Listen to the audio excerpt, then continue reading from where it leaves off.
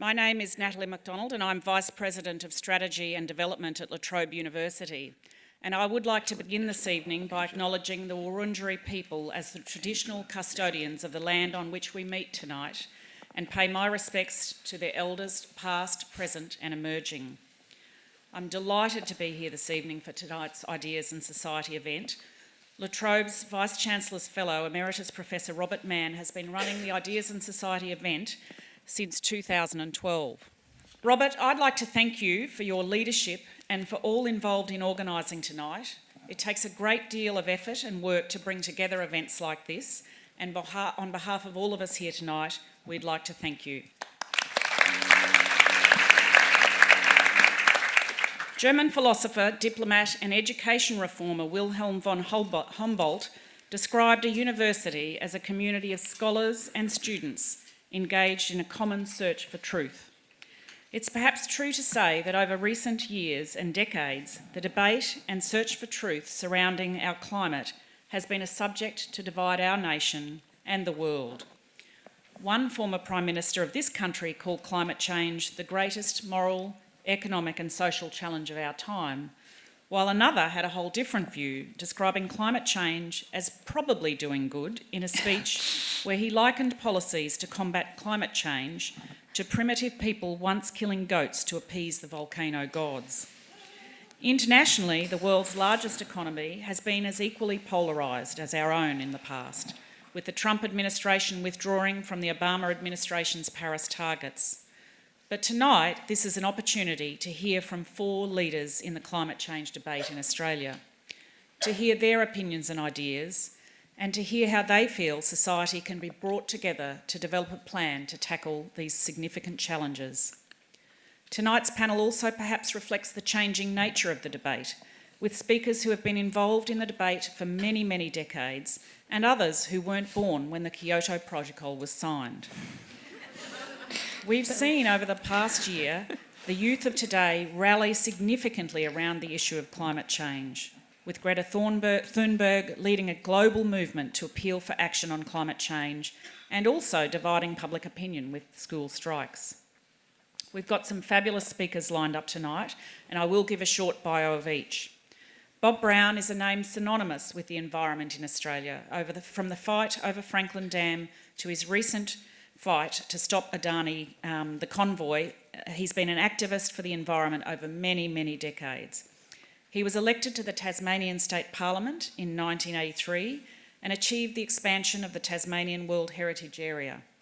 In 1996, Bob was elected to the Senate, where he was part of the national debate on issues like climate change, democracy, preventative healthcare, conservation and human rights. Bob resigned from the Senate in June 2012 to establish the Bob Brown Foundation, a not-for-profit organisation dedicated to supporting action campaigns for the environment in Australia and in our region. David Ritter is a native title lawyer and an academic. He spent 5 years with Greenpeace in the UK, and in 2012 he came back to Australia to head up Greenpeace Australia Pacific, focused on making Greenpeace campaigns as effective as possible. He is a published author, and his most recent book, The Coal Truth, The Fight to Stop Adani, Defeat the Big Polluters and Reclaim Our Democracy, is one you might want to pick up. Dr. Amanda Carl is the CEO of The Next Economy. Originally trained as an anthropologist, Amanda has spent over 2 decades working on the community development projects across Asia, the Pacific and regional Australia. The focus of her work at The Next Economy is to support communities to develop more resilient, just and sustainable regional economies. Most of this work involves supporting regional communities in Australia to transition away from fossil fuels and towards zero emissions economy. Amanda has a PhD in human geography from the Australian National University and has adjunct positions with the University of Queensland and the University of Sydney. Maisha Moen is a Year 12 student at Fintona Girls' School.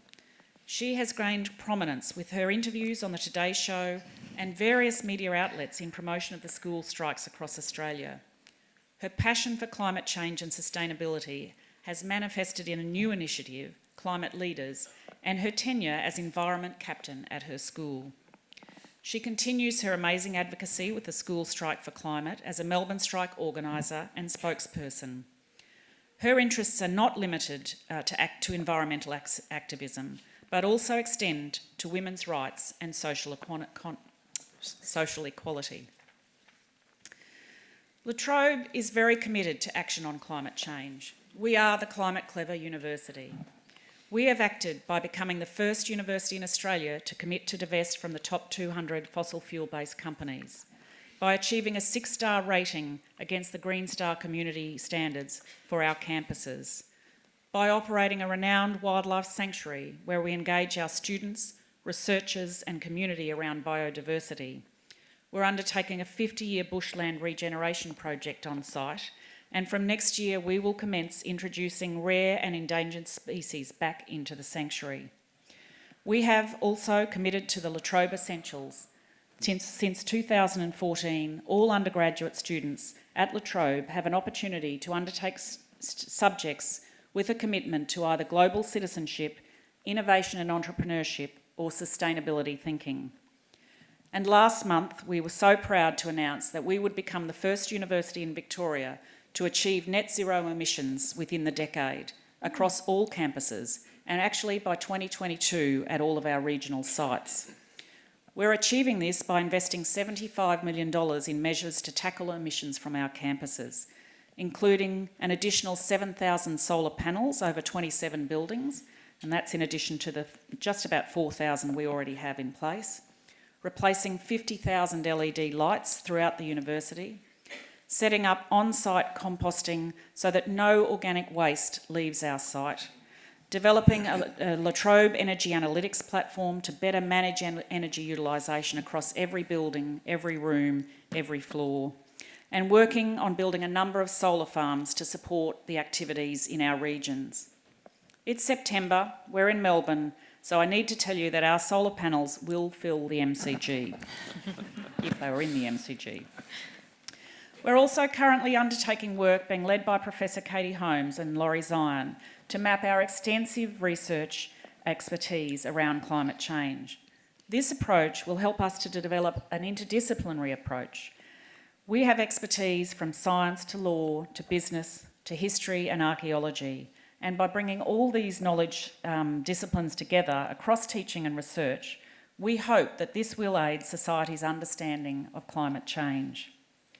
La Trobe University seeks not to preach, but to act, to be a climate clever institution, and I hope that Humboldt would agree we are searching for the truth around climate change. I'm so pleased to be here tonight, and I'm now going to hand over to Professor Katie Holmes.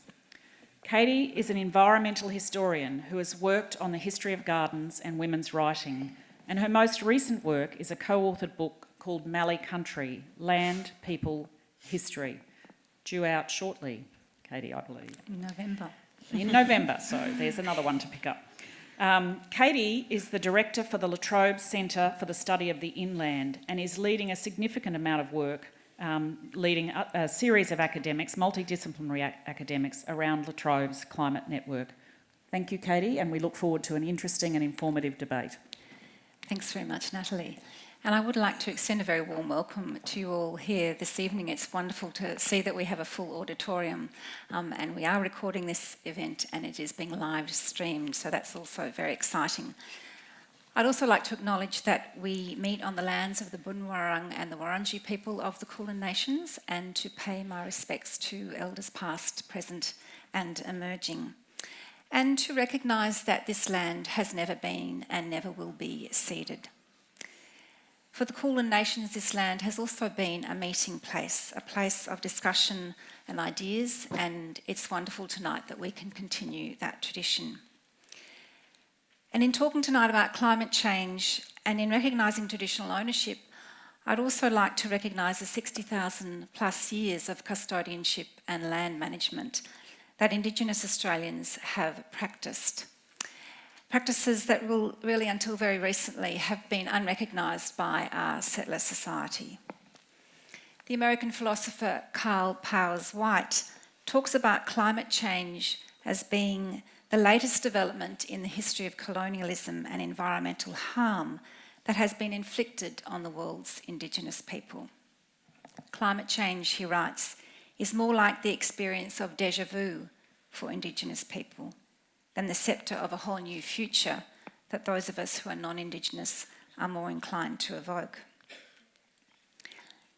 Just to add to the comments that Natalie made in introducing me, I live and work on Wurundjeri country, and I was born right at the very end of the baby boomer generation. So as a white, educated, middle-class woman, I've been part of the generation that has benefited from the dramatic increase in our living standards and in the consumption that this country has seen over my lifetime. An increase, of course, which has been based on a fossil fuel economy and has led to the crisis that we now face. And indeed, I suspect many of us in the room here have benefited from Australia's economic prosperity and thus are implicated in this climate emergency.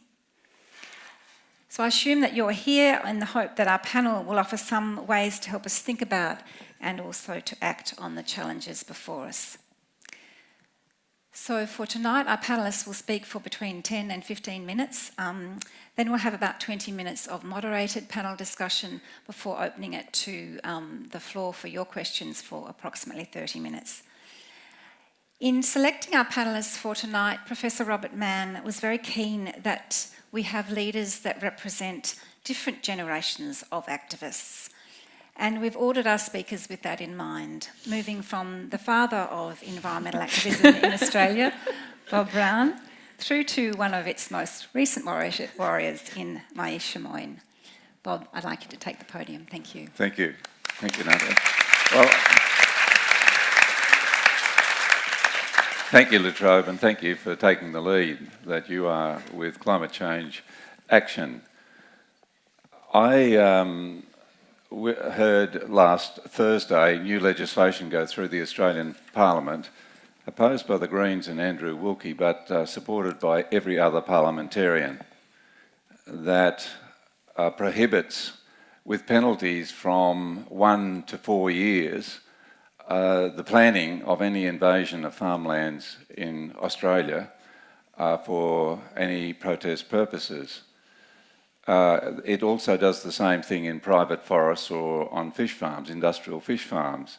And here we have the face of the ruling plutocracy, that is the wealth, the corporations, working through board governments and big political parties, and indeed independents as well, moving to stem off a much wider protest that is coming down the line from people who see in action on the looming destruction of the biosphere upon which we all depend. But a more insidious invasion has taken place on our farmlands, which has had the corporate sector in the main, as well as the political parties, wholeheartedly supporting the invasion. So that with the Murray-Darling Basin now in places, at least in the worst drought in recorded human history, and some scientists looking at it go back quite some centuries, city of Dubbo, 34,000 people out of water within 8 weeks. Unprecedented, unplanned, unthought about. But as we watch our public and private news channels looking for reasons for this, repeatedly we see this crisis for our nation, which is reflected right around the planet, going without even a mention of the invaders.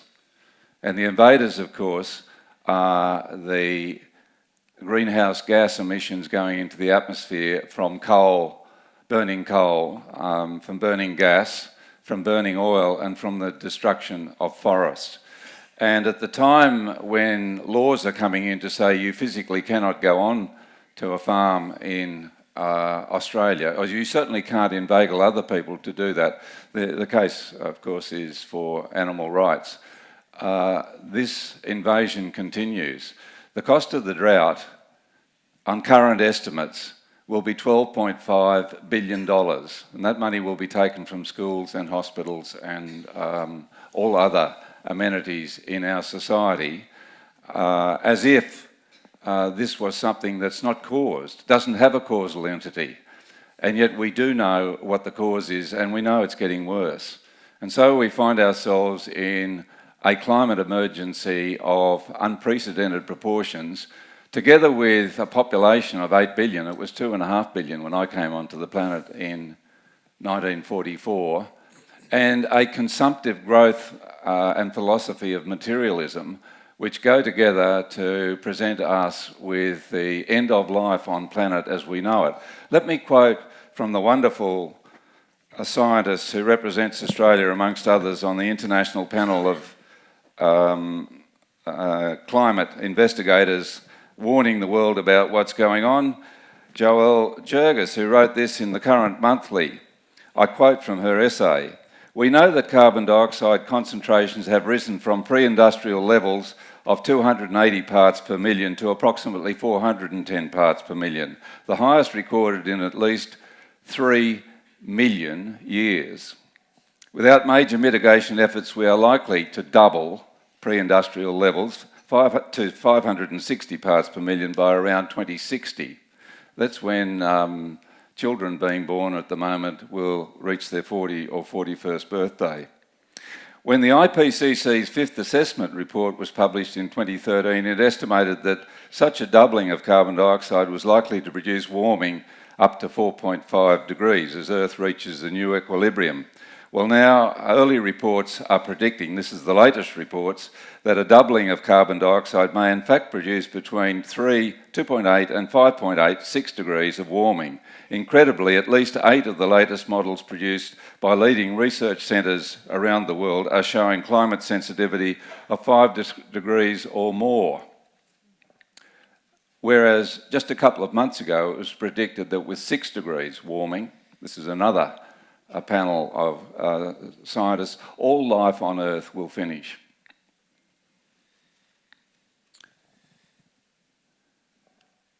And they're legislating to stop people protesting. Queensland's just legislated. The Queensland Labor government, on the last week of last month, looking at the Wangan and Jagalingou people camped on their land as a protest against the Adani mine, legislated to abolish native title and give that land from under them to Gautam Adani, the Indian billionaire. And the response to this has been almost universal shrug of the shoulders. You know, ladies and gentlemen, history is full of this inertia, this ability to face an oncoming, an onrush. We saw it with the fall of Constantinople in 1453. It was there with the discussions in the Duma, the Russian parliament, as Lenin stepped off the train in 1917.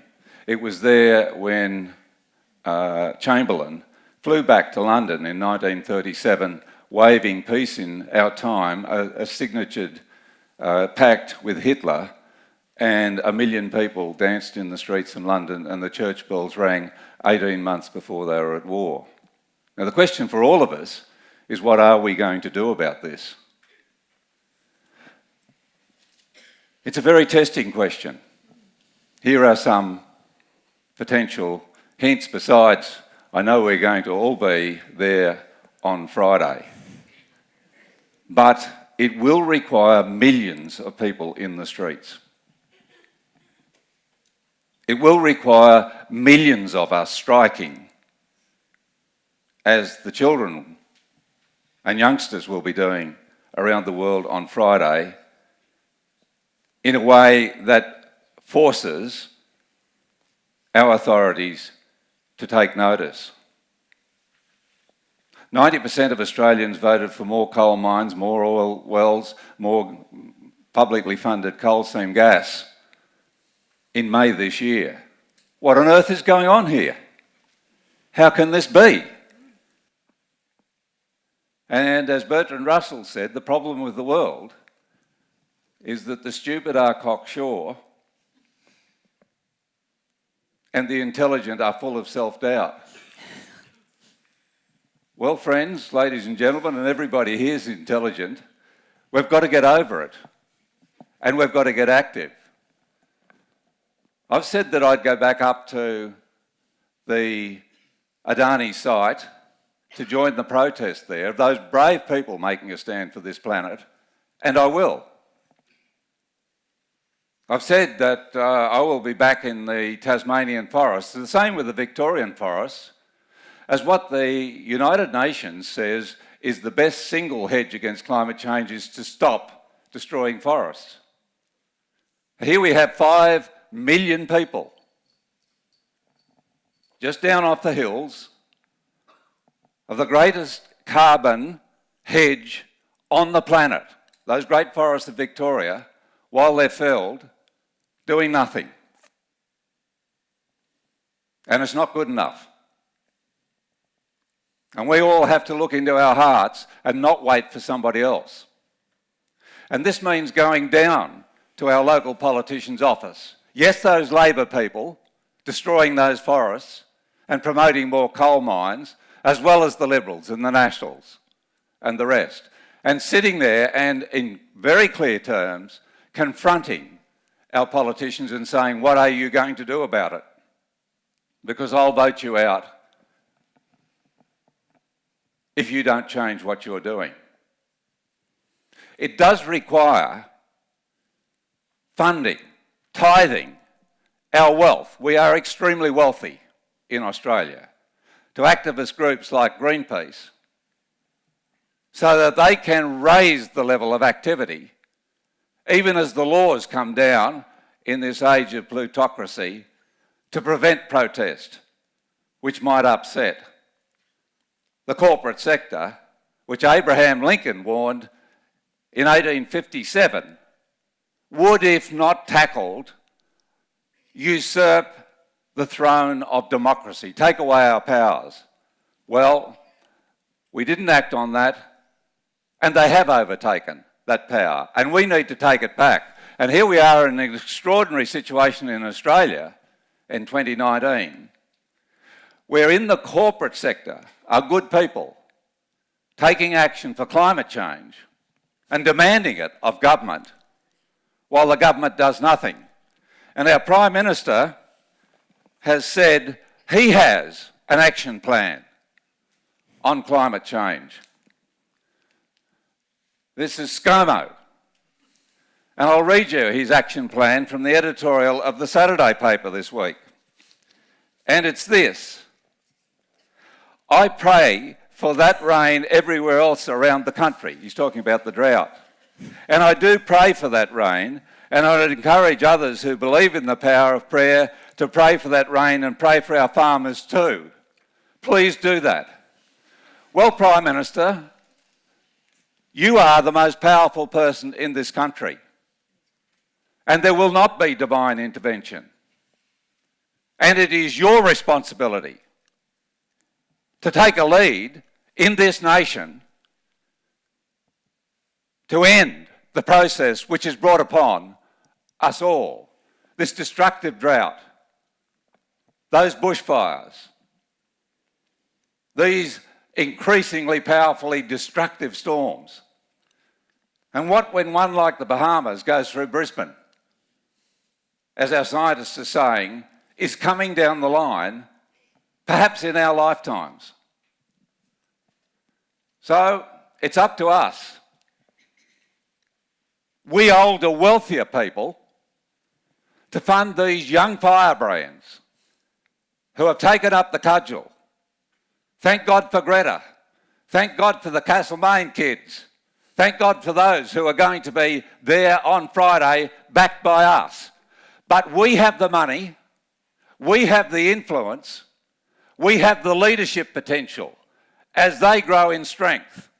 And let nobody stand back, be reticent in supporting their action in saving this planet.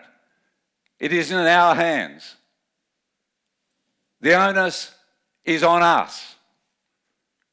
And unlike that meteor or asteroid which crashed into the planet 65 million years ago and sent the dinosaurs to extinction, We can turn ourselves around. We need to share the bounty of this planet. We need to pull in our belts. We need to change governments. We need to ensure that every child on this planet has an education. And above all, we need to put an end to the burning of fossil fuels, not in 2030, not in 2050, but now. 5 times the action that we're taking now is required if we're going to stop this onrushing disaster in its tracks. We did that in World War I. We did that in World War II. We can do it in 2019. But it's going to take a rebellion of the people. And we'll see something of that rebellion on Friday. With our young is our hope. But with our established people, ourselves, is this call for us to take the leadership, the power, use the money, use the influence that we have, because the earth depends upon it. Thanks, ladies and gentlemen.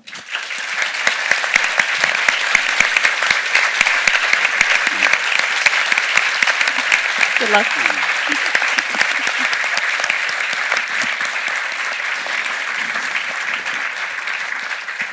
Thank you, Bob, for that passionate call to arms and to action. David, thank you. David Ritter. Yes, what he said.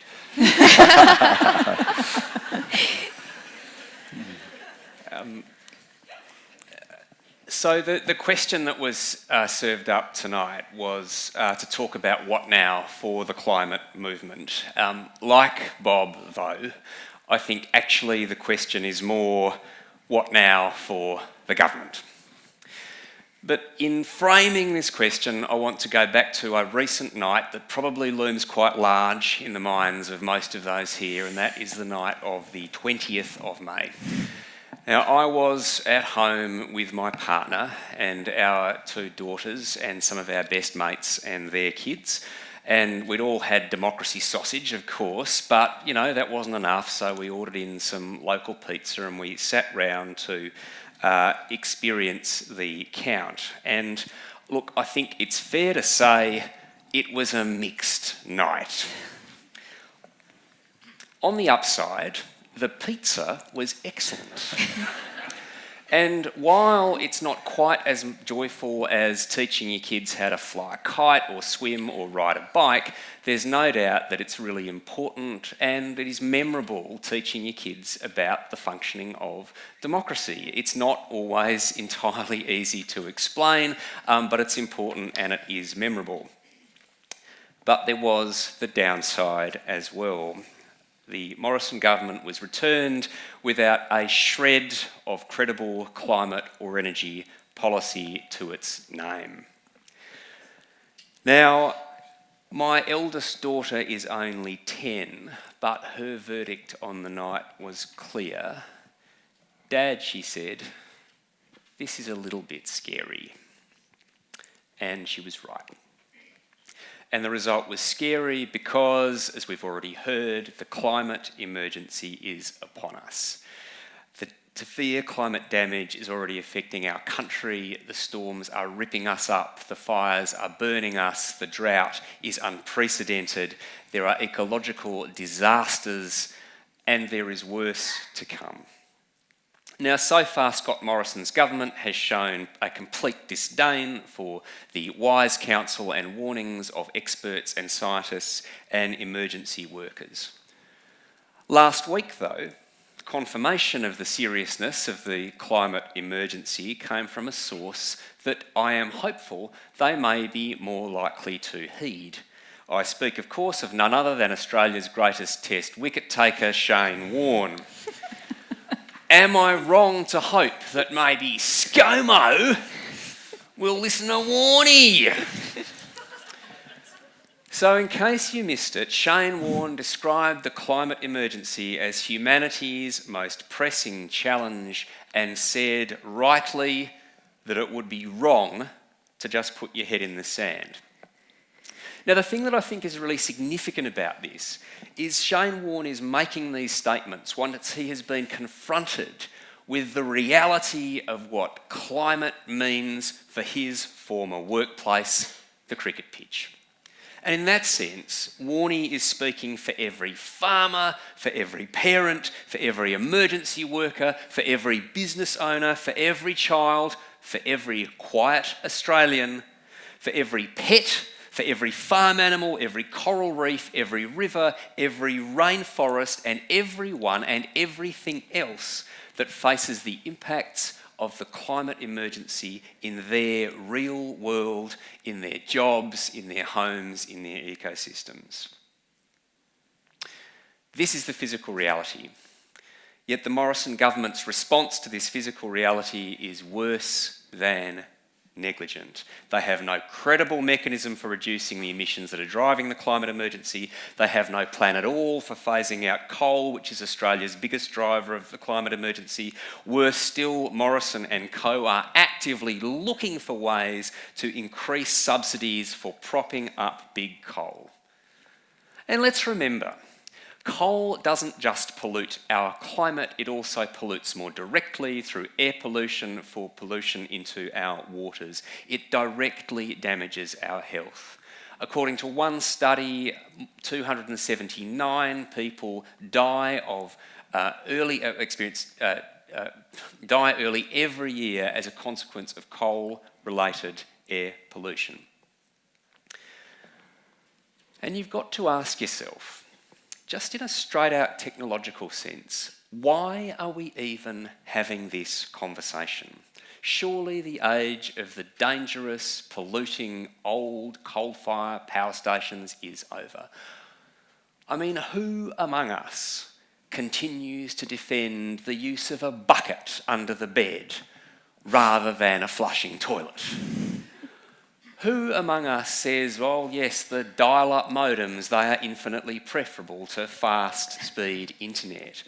Why is there even any argument about getting rid of dirty, polluting, out-of-date and unreliable coal and replacing it with clean energy, particularly now that renewables are cheaper as new build than fossil fuels? So in summary, the first duty of government is the security of our citizens. And in the context of the climate emergency, our politicians are failing dismally to discharge that duty. So as my eldest said, yep, it is indeed a little bit scary. But as Raymond Williams once said, to be truly radical is to make hope possible rather than despair convincing.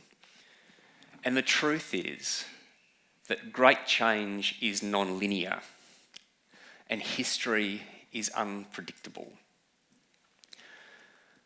Since the election, we have seen an incredible and unprecedented surge in climate activism in our country. We have seen it across all sectors and all geographies of our national community. These are people who are standing up and determined to make hope possible. In Rebecca Solnit's phrase, this is hope in the dark. Now, speaking from purely a Greenpeace perspective, we have experienced an unparalleled rush in people wanting to get involved. New people, tens of thousands signing up online, hundreds signing up for trainings all over the country, more than 40 new local groups in the 100 days after Morrison was re-elected. All over Australia, communities are organising anew to demand the early closure of dirty, polluting coal-fired power stations. But of course, the phenomenon is wider than Greenpeace. The surge in support for the school strikers on climate is fantastic. Parents, carers, community members, my own email is full of parents at our local school working out who's going to take whom and who's going to be responsible for getting which kids there, preparing to march in solidarity on Friday and beyond. And I want to take this opportunity to say thank you so much to Maisha, to acknowledge you and all of the leaders of the school strikers. You are providing so much leadership, inspiration and momentum, And I want to say to you, Greenpeace stands with you and will be marching with you on Friday. Thank you.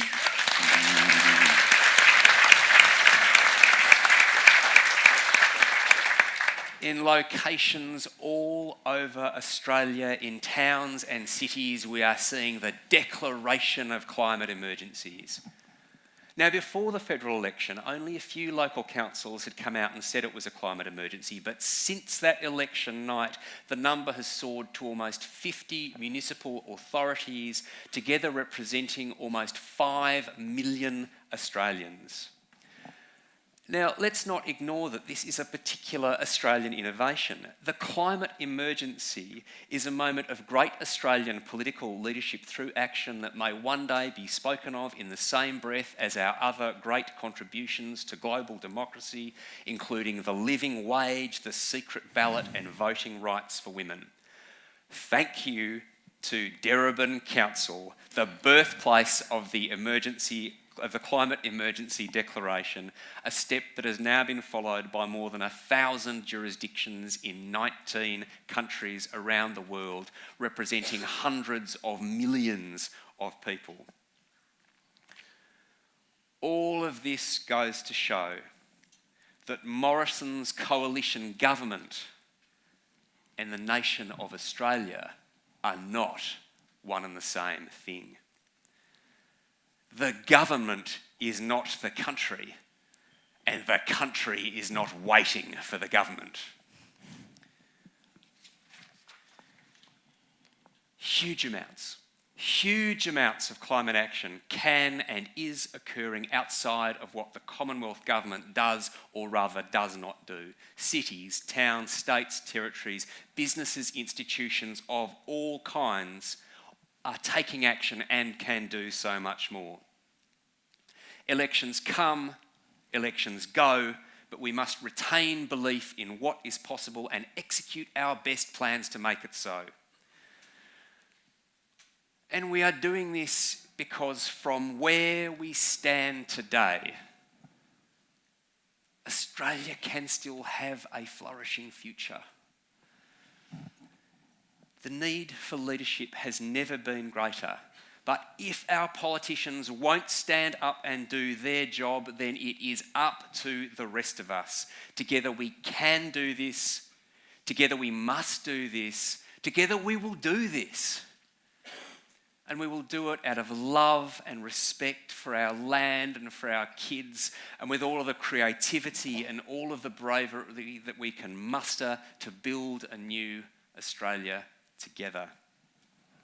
The climate movement is determined that Australia shall have a flourishing future. But let me go back to the original question. What now for the government? So I say to Scott Morrison and his government, and to all of the politicians in Canberra, if you have neither the wit nor the courage to lead, then at least have the wisdom and the decency to follow. Thank you.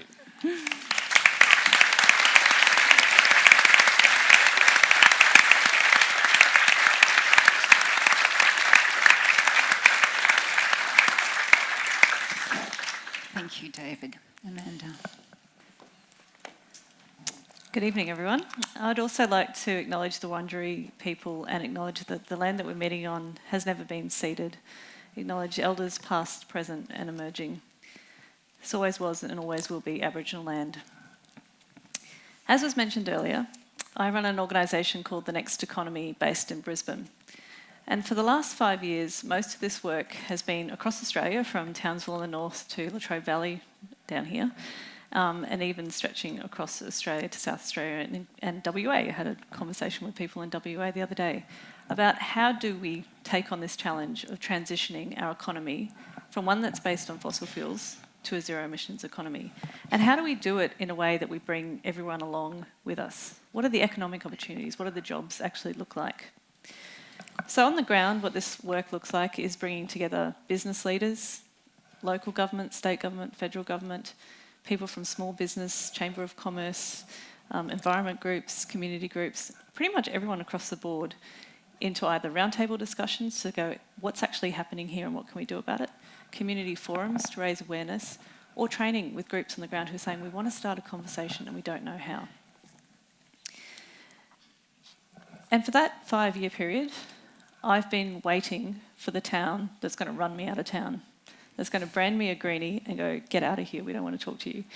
But I've actually found the opposite.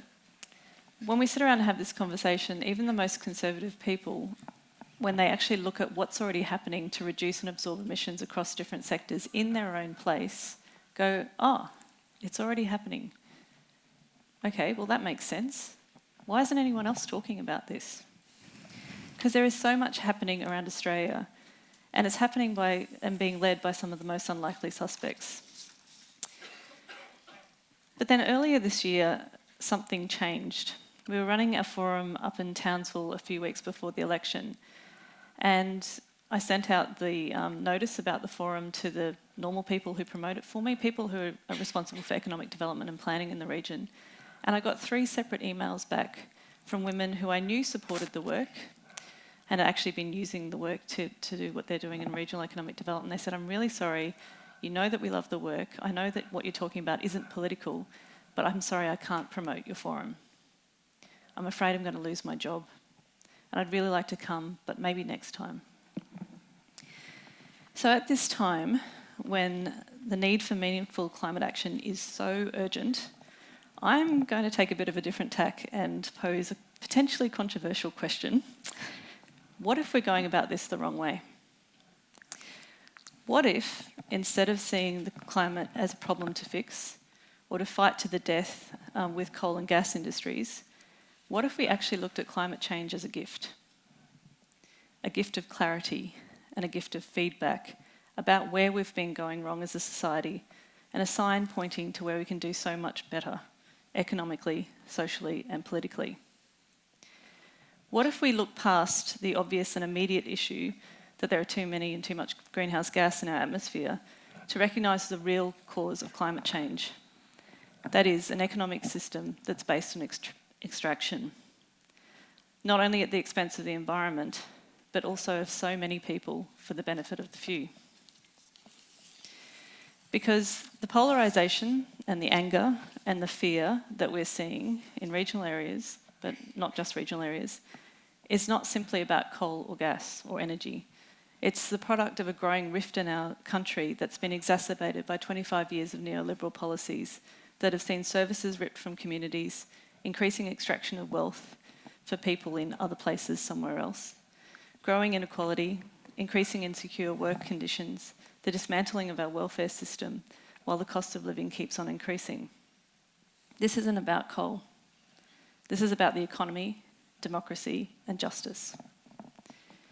The disruption of climate change presents us with a unique moment in history where we can choose to do things differently, to transform our systems to not only make sure that no one's left behind, but actually that we could all be better off in the long run. There are so many practical examples I want to give you, but in the time I've got, I'm just going to focus on 5. What does this look like? Well, first, let's start by recognising the first peoples of Australia. People with the knowledge and wisdom that saw them through multiple ice ages and other dramatic climatic changes through their long occupation on this continent.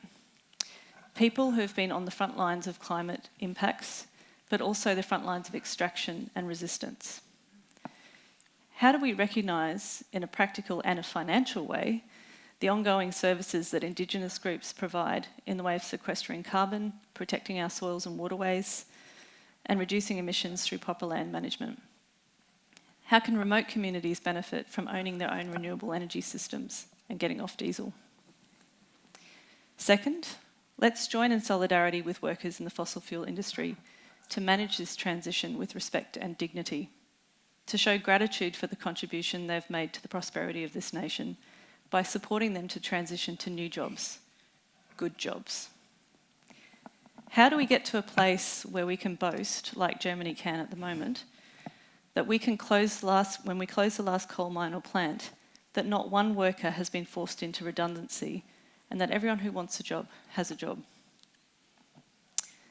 Third, Let's recognise the many households that are struggling to make ends meet as work becomes increasingly precarious and the costs continue to rise, leaving nearly 1 in 5 households in Australia food insecure.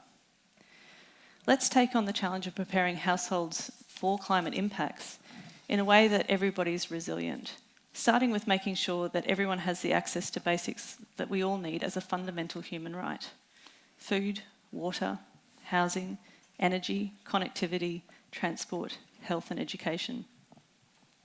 These are not a given everywhere in Australia.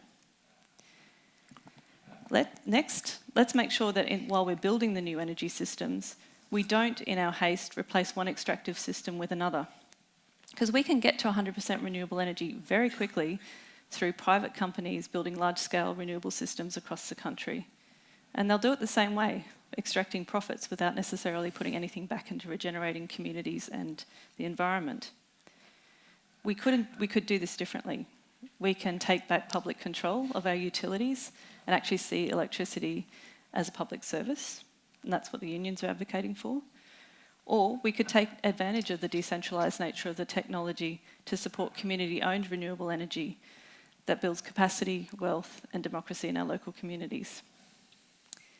And finally, now is the time to ask how we can build on the tide of public discontent to reinvent democracy in this country, to find ways for people to participate in meaningful and effective ways, to create new spaces for dialogue, and to, more importantly, to start listening more and to meet and understand each other where we're at face to face.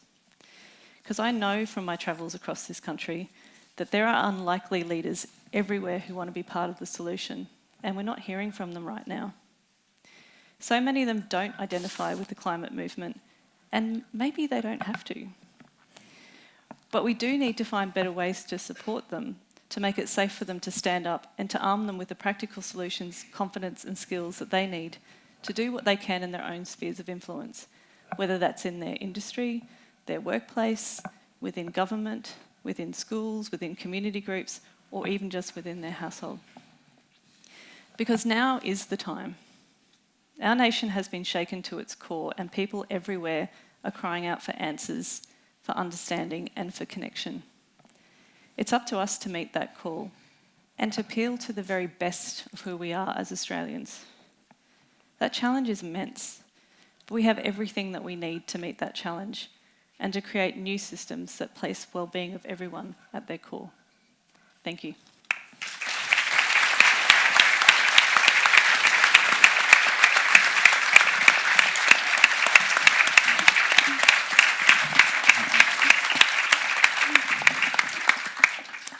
Aisha, thank you. Good evening, everyone.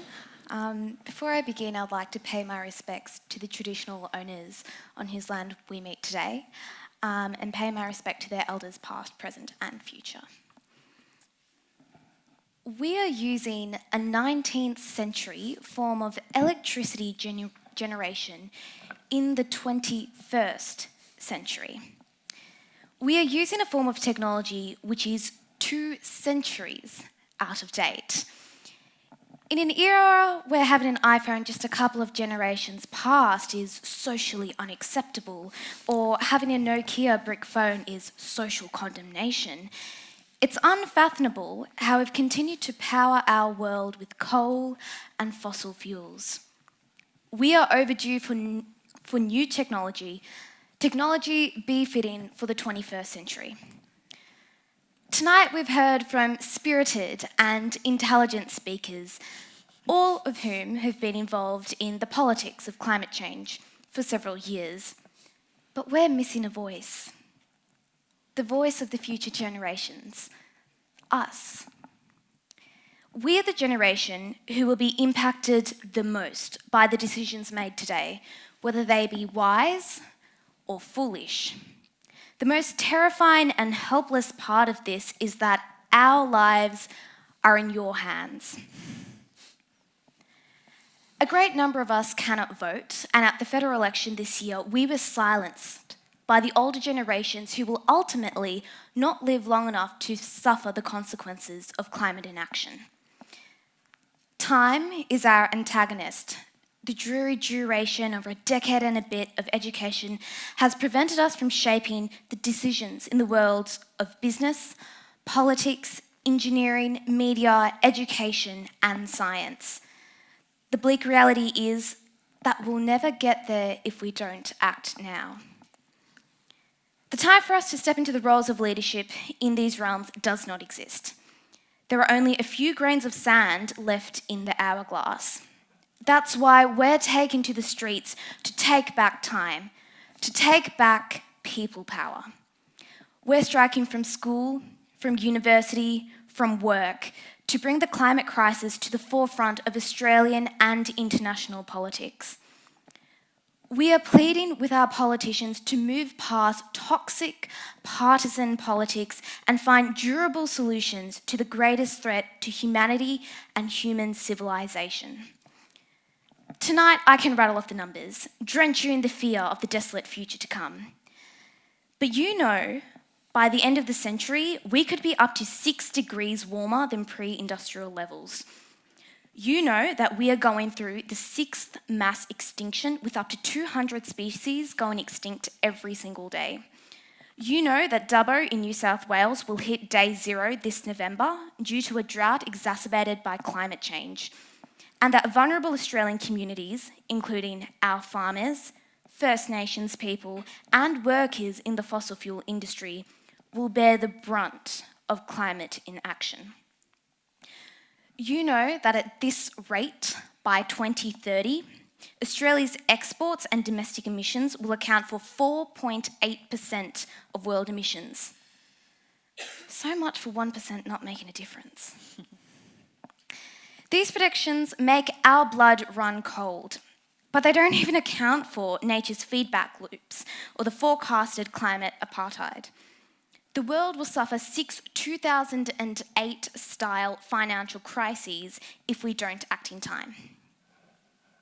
Greta Thunberg is right. Our house is on fire and we must panic. Amidst the panic, we have hope.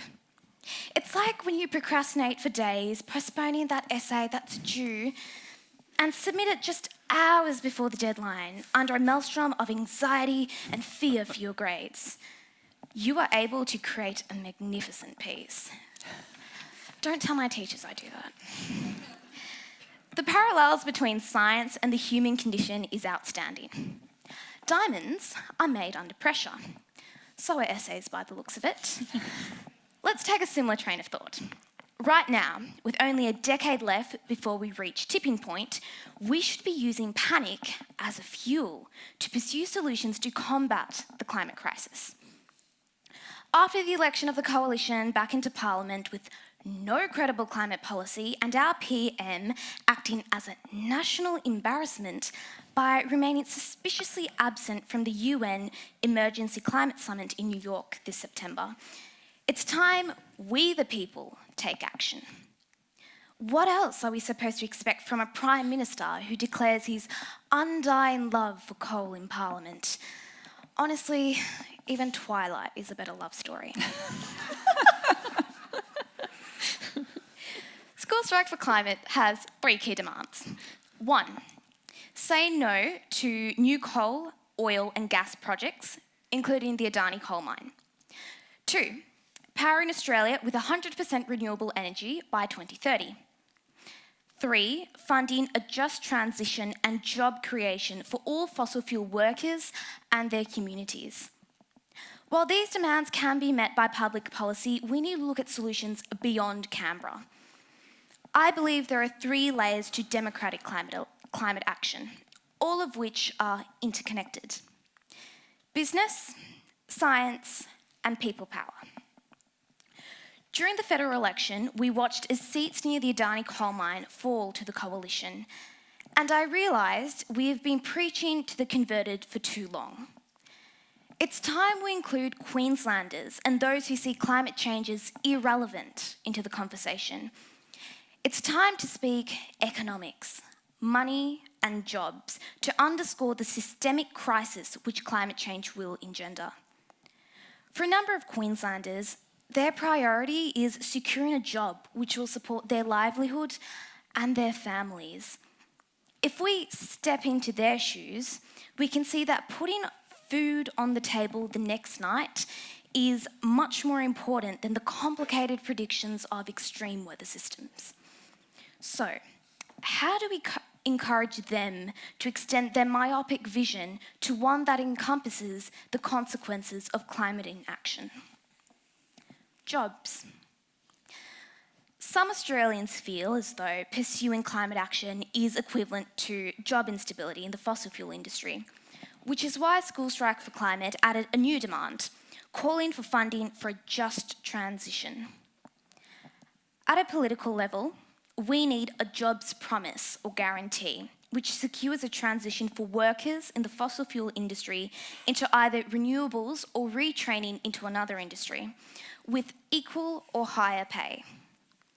In addition, to support families, the government must consider a youth guarantee, which will see young people from mining communities secure a job after their tertiary studies or apprenticeship. Like Germany, the government needs to collaborate with unions and business figures to ensure justice for all workers and their communities.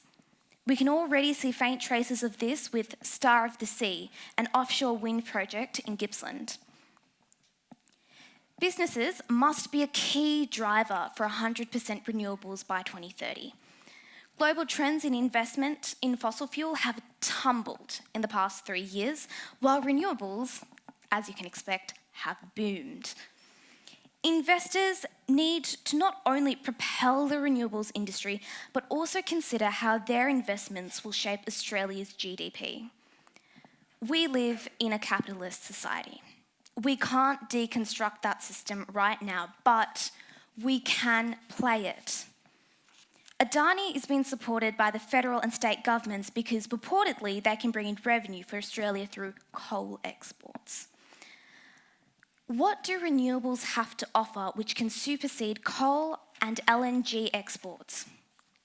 Well, Wesfarmers have sold their last coal asset, win, now investing into the lithium industry to supply lithium hydroxide to Tesla for electric cars. There we go, materials for electric cars. And if we broaden our horizons, what we see is a myriad of opportunities. Battery storage exports, electric car exports, renewable infrastructure exports, the list goes on. Investors have a soft power within our society, and they must use it to play a role in the future of the decarbonisation of our economy. We have unions attending the strike on Friday and pressing for action, but we need all businesses too. By intersecting business with climate energy, we can ensure a secure transition for all workers and continued GDP growth for Australia. The second solution lies in science. Surprise, surprise. As I opened, I noted that we are using a 19th century form of electrical power generation in the 21st century. From the 19th and 20th century, technology has developed exponentially. And it's time we harness our advancements in science to protect our planet. In VCE chemistry, we study fuels and investigate various forms of modern technology in replacing current forms of energy production. Coal-fired power plants are 30 to 40% efficient, which is an issue from both a business and scientific outlook. However, strides in scientific research have given rise to new solutions such as biofuels and fuel cells. Biofuels can be in the form of biogas, which is excellent for rural farming communities who can utilise the methane from animal and plant waste, or biodiesel, which can be produced from plant oils. Fuel cells are my favourite though. As you can tell, I really love chemistry. This incredible form of technology can be up to 90% efficient. That's more than double that of coal power, with the added bonus of being both quiet and clean. The minor issue is that fuel cells require a constant supply of reactants, hydrogen and oxygen gas. What we need in this field is greater research into hydrogen production and storage and investment into the technology itself. As you can see, the intersection between the business and science world is vital to combating climate change. Also, please note that everything I've told you about these new fuel alternatives is actually from my Year 12 VCE course. And this is the power of education, finding solutions. Finally, I want to touch on people power. This Friday, September 20th, we are going on strike. We are taking part in our democracy and we are learning what it means to be an active citizen. History has shown us that collective action from the people engenders change. From the Vietnam War moratoriums to the recent protests in Hong Kong.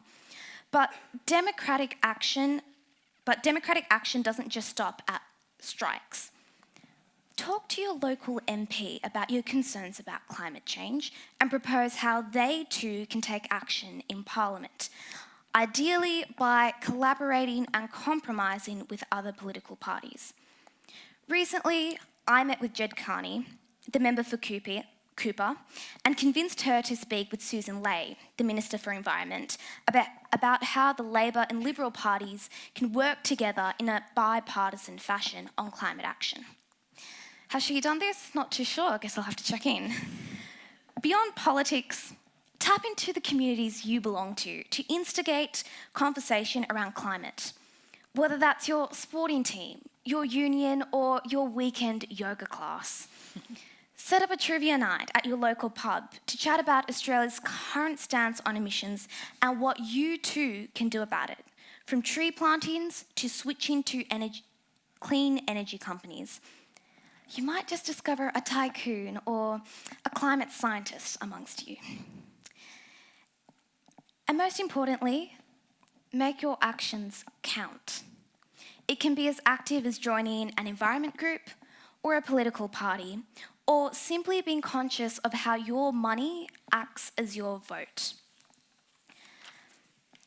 Climate change is the greatest social, economic, and moral challenge of this century.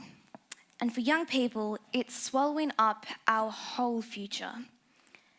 Our lives are in your hands, and the solutions are right before you. We are a train heading full speed into a catastrophe, and you, the adults, have the power to pull the brakes. So join us Friday, September 20th, to fight for our one and only planet. Climate denialism and inaction, in the words of Bob Hawke, is an environmental obscenity and an economic absurdity. Thank you.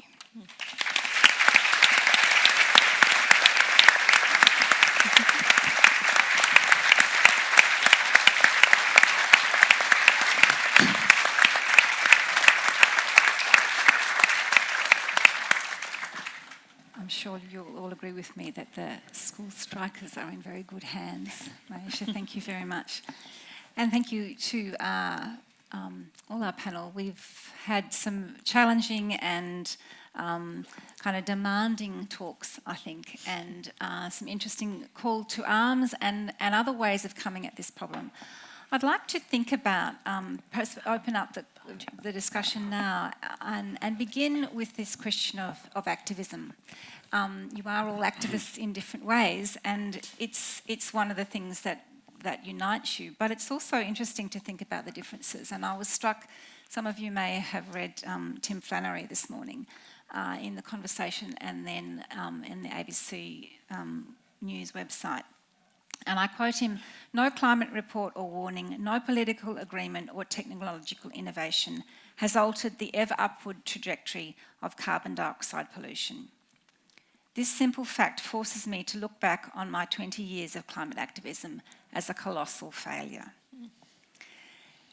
Now, Tim Flannery, as most of you will know, is one of our leading climate scientists. He's made an extraordinary contribution to our understanding of climate change and led the way in so many ways. I think his lament here registers a really powerful generational shift. And he's calling for his generation of climate activists to really reevaluate their climate strategy. So is it time for a radical change of tactics? And I open that to all of you. Maybe I'll start with you, Bob. Well, as I outlined, it's no good lamenting the failure that we have. What we have to do is confront how we're going to change this in the future. And I'm afraid it's a settled society debating it is not going to make that change. During the Franklin River campaign, which so many Melbourne activists supported and helped win back nearly 40 years ago now, it looked completely hopeless. And when the bulldozers rolled into the valley, the game was up. And people said to me, Bob, you've got to give this up. You're just simply leading people into a depressive self-defiance of something that's inevitably going to happen. And 18 months later, it was saved. Because people did go into the forests against the law, but for the laws of nature, standing for the law of common sense, and they risked their reputation, they risked their jobs, they went to jail, and that led a nation to say, we're not going to stand with this, and changed the government back in those days. But the Franklin still runs free to the sea, creating jobs, creating delight, one of the world's great whitewater rafting adventures. What we have now before us, though, is a Franklin dilemma of global significance. And I'm afraid that simply calling for change, well, as Machiavelli said 600 years ago, if you want to change the world, get ready to be crushed by those who've got the money and the power. And we've got to be ready to be crushed by those who've got the money and the power and defy it. And Friday's going to be a great statement to governments and to business around this nation, but the time is going to come, has come, where we simply need to go beyond that. We need to risk our money, we need to risk our feeling of reputation, we need to risk our equanimity, we need to step out of the footpath onto the roadway and stop the traffic of the current commerce and business as it is, because otherwise it will keep going. And that's a challenge to each of us as to how we're going to do that. Tim is right. 2 decades of activism hasn't worked because the activism has been too passive. It's got to become much more active. I'm opposed to any violence here, but there's a long way to go in peaceful activism that we have not, a long road of it that we haven't challenged. And the time is on us now to take up that challenge. And for all those folk who've gone up to join FLAC and the people getting in the way of the mining and the rail works up there, I take my hat off to them. I think they are great global citizens, putting themselves in the way for the planet of the future. And, that's a challenge to all of us. Are we going to emulate that? Amanda, would you like to comment? Yes, more of that, but we have been missing something. And I think it's been really interesting. I had a chat to Bob on Sunday about this. Since the election, I've been asked to do a lot of talks because a lot of what I do doesn't look like change work. It's regional economic development work. And I'm working up in Townsville and places where the convoy didn't go down so well with locals. And so a lot of people, when I speak, I always get the question. It's like, oh, that terrible convoy. You must be really annoyed at them. And I was like, well, no. I actually need them to create the pressure and the space that then makes people scratch their heads and go, ooh, something's happening here. Maybe we need to figure that out. And I think that piece of what we're saying yes to, not just what we're saying no to, has been missing from the discussion. So people are feeling like they have to pick a side, which is, yes, let's fight for climate change and get rid of fossil fuels. But in people's heads, they don't have a vision of what that actually looks like for our lives in the future. And so I think we need to do a lot more work in working with people to go, this is what it looks like. This is what it's going to look like for your life. This is what it's going to look like for your sector, for the jobs, and we can do this. We actually have all the technology. There are examples all around the world where we're doing things differently across agriculture and transport and waste and construction, and they're really inspiring stories, but we haven't been talking enough about that. So we need to create that pressure, but we also need to tell a very different story and get people on board with that so they can see that they have a future and that they can be part of that and not just feel like black or white. Ooh. Yep. Thank you. Yeah.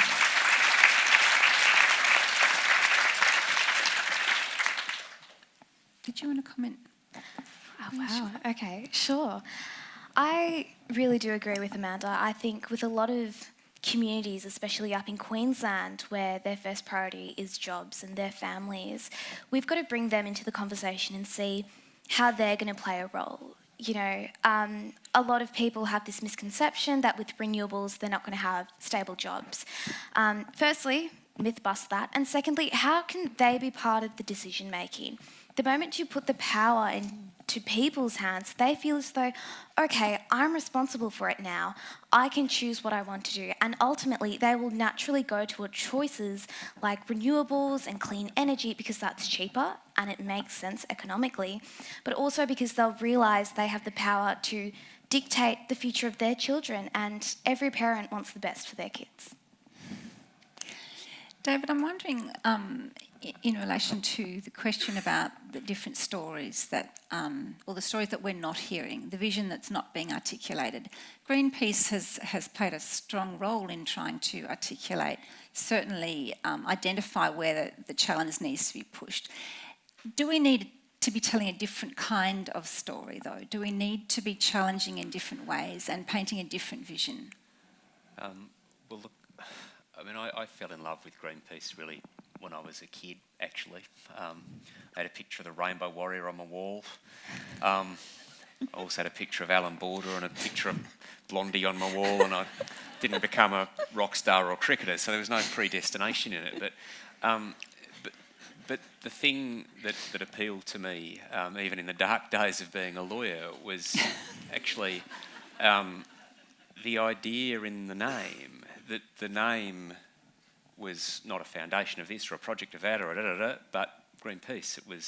It was a vision of how the world might be, and it was a vision that actually was based on a sort of idea of love, agape, a sort of idea of love for the stranger and love for the nature. It wasn't an extractive view of the world, and it's an astonishing legacy to be part of, and it's by no means a legacy that's exclusive to Greenpeace, but it's that expression of our humanity that is something deeper than the political slanging match, that is deeper than the idea that all we stand for is our use value or what we are, you know, in a commercial sense. And I think as we look forward, we can envisage a very different kind of Australia. Australia remade as the best version of us, to quote Australia Remade, which is a vision that both Amanda and I have had a little bit to do with pushing for. And it's a vision that speaks to the best of us. It's a vision that speaks to community and speaks to the things that you think of when you first wake up in the morning on your best days. And that speaks to that idea of a deep future where actually our school kids aren't having to turn out to fight for a decent pathway, but can be secure in the knowledge that actually we're on a good path here. And I think we can afford to be more optimistic than Tim was in that piece this morning. I mean, you know, Tim's a scientist. I mean, the thing about scientists is they want everything to look like an experiment. It's a pass or a fail. My hypothesis is that activism hasn't worked, and look, the results show that history isn't like that. History is non-linear. History is unpredictable. We never know when the moments of great progress are going to come. No one predicted that just years after the death camps were closed, we would see the creation of the Universal Declaration of Human Rights or the establishment of the National Health Service in England. History doesn't work in that kind of linear way. Can I just say that David did an undergraduate degree and almost finished a PhD in history. I didn't. A man after my own heart. So we need more history, we need more stories, we need more vision. Amanda and Maisha, you've both also though talked about thinking about economics in a different way and thinking about involving businesses in much more actively in this new future that you're talking about. I'd like you to elaborate a little bit on that, because it does seem to me one of the interesting things that we've also heard is that in the failure of our political leadership, what we're seeing is businesses stepping into the breach. And when the CEO of BHP, Andrew Mackenzie, comes out and talks about, you know, the existential threat of climate change, something's shifting. Are there risks, though, in looking to business for leadership? Yeah, I think so. The first thing that comes to mind is, I think we keep talking about the future, whereas actually one of the most powerful things that keeps giving me hope is at a regional level, getting people in the room and getting them to map out, like literally list, how are you reducing and absorbing emissions across every sector? And so where businesses are already doing that, and they're doing it not necessarily for climate reasons, but for cost reasons. Like one of the biggest solar farms in North Queensland was built by Sun Metals as a metal refinery because the cost of electricity was too high.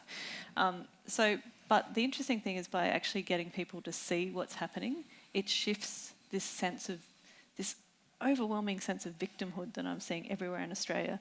I used to work in international development. The reason I came back to Australia was because I did a talk in North Queensland and afterwards got asked to go back and met with 54 people in 5 days, and it was this sense of powerlessness that people had. Now, compared to Fiji, Timor-Leste, Philippines, Sri Lanka, other places I've worked, I'm like, we have no excuse in this country. We have the expertise, the money, the resources, the people who know how to do this. So we need to shift that by mapping out what is already happening by lots of different actors. But the other thing is, in opening up this conversation, it has really surprised me how quickly the conversation becomes quite radical. So people start asking questions like, actually, we used to be more resilient. We used to have more services here.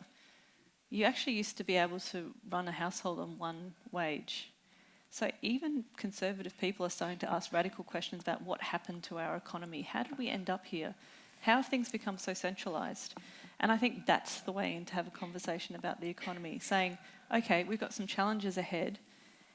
In your place, how are you going to set up the systems that you're going to need so that everyone's livelihood is assured?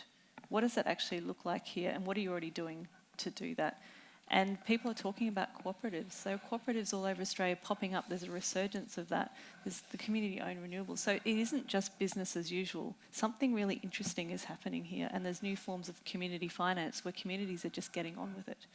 So I want to make that visible, because that is where we can experiment and create new systems that actually tackle the underlying cause of climate change in the first place. Maisha, would you like to pick up on that intersection between business and the role of business perhaps in this whole area?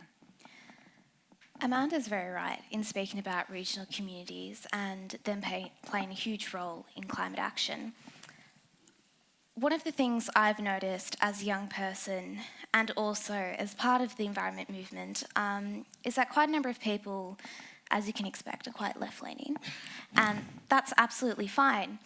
But I've got friends who are part of quite a number of different political parties, from the Greens to Labor to the Liberal Party as well, and they're all part of climate action.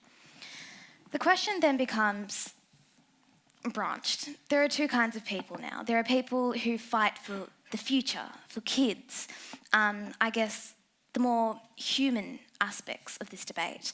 And then there are people who talk about the economics. They talk about the numbers. And, you know, both are perfectly valid. And today when I was talking, I wanted to touch on both, because at the end of the day, we're the ones who are creating numbers. We're the ones who've created a system which is ultimately failing us. So we've got to talk about both of these kinds of people. Coming back to economics and business, ultimately what we're seeing is our government is failing young people, it's failing you, and ultimately a lot of this is going to fall on businesses. Because the thing is, we are a capitalist society. We can't change that overnight as much as we want to. As much as we want people to love each other, it's not going to happen. It already is happening. I think there's a change. Sorry. No. There is a change. Yeah. Yes, there is a change, but it's going to take time. It's not going to happen overnight. And what we need to do is ensure that we put as much momentum behind this change and also ensure that all businesses are getting behind it, because they play a crucial role in the foundations of who we are. Just like... No, go on. I do want to acknowledge the risk, though, because I think there is a concentration of wealth in the baby boomer generation, and there's been a number of times I've been in conversations with, sorry to stereotype, but older white men with a lot of money who... You guys started the generational thing, right? You asked to talk from a generational perspective.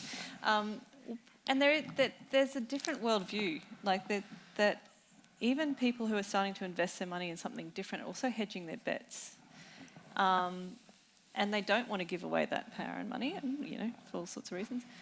But there's also the sense that I've had a few people say, yeah, but don't worry, the technology will sort it out. There'll be a new technology.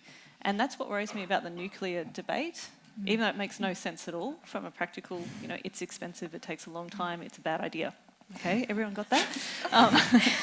But it keeps coming up because people go, there's a certain generation around that, and people can capture that and they can make a lot of money out of it when there's high-tech solutions. So that's where I worry about business, because yes, we can have hydrogen. You can make hydrogen from coal-fired electricity, or you can make it from renewable energy electricity.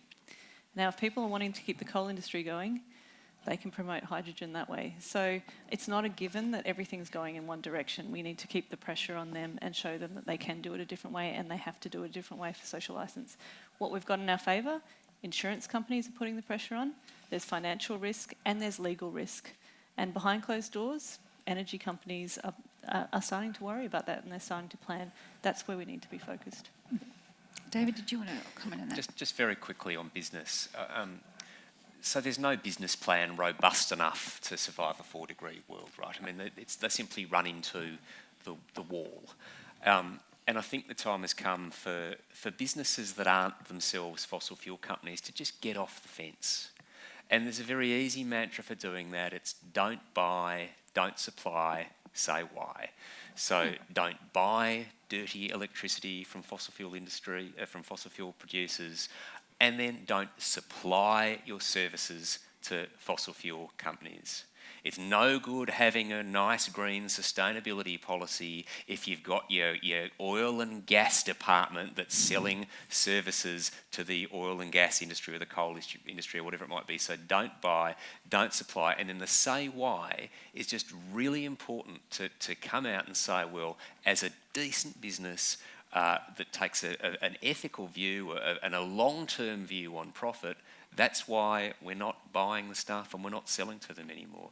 It worked in terms of the great campaign to deal with apartheid South Africa, and as Desmond Tutu said many years ago now, we need that kind of frame for dealing with the fossil fuel industry.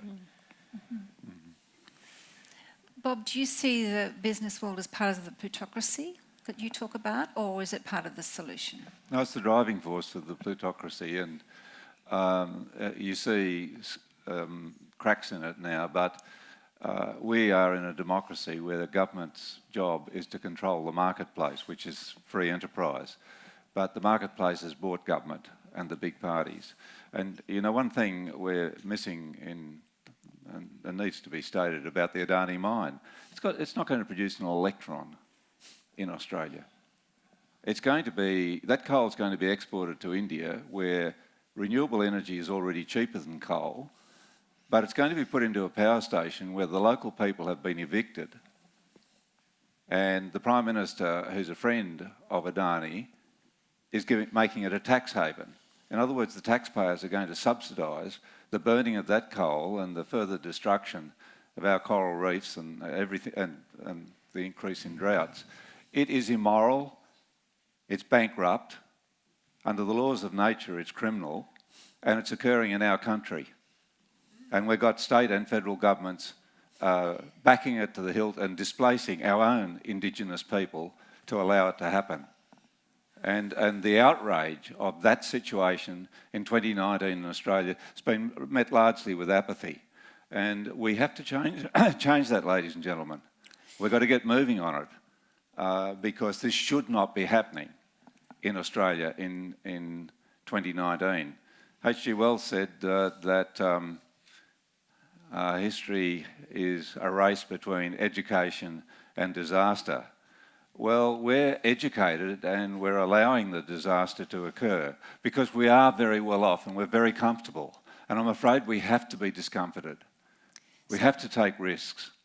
And this government didn't get there by some sort of subterfuge. It got there by the voters. And that brings me, of course, to the Murdoch media, the hate media, which is no longer a purveyor of the news, but it's a purveyor of plutocracy and the interest of plutocracy, and it needs to be taken on.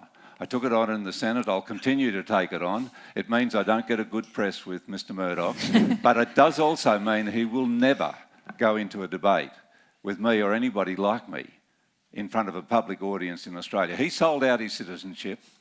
He went and became a foreign national to increase his empire, yet has more say over what our politicians think than anybody else in this country. And we need to stand up to that. And so, you know, whether it's the Herald Sun or the Australian just a couple of weeks ago saying that the Great Barrier Reef's fine, it's okay, big picture.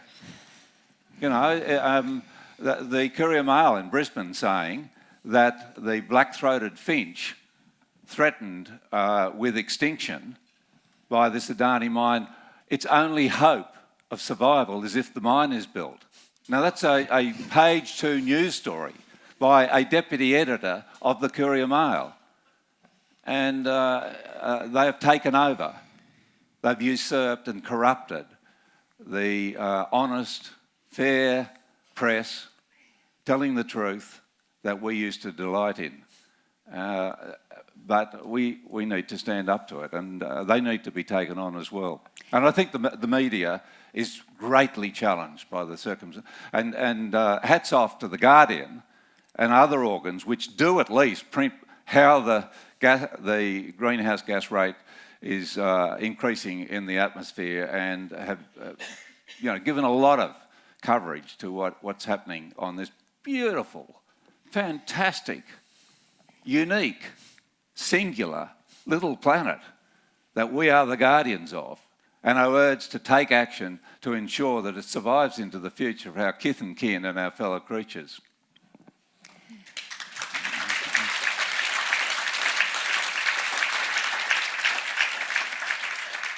I'm glad you addressed the media question because it was my next one.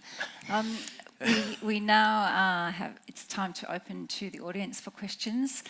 We have mics, and I'd ask you to wait until you have the mic in your hand before you begin to ask your question, because we are recording, and that way we can capture your question. Please keep your questions brief. My name's David, and I'm a student scientist and also work full-time in risk management.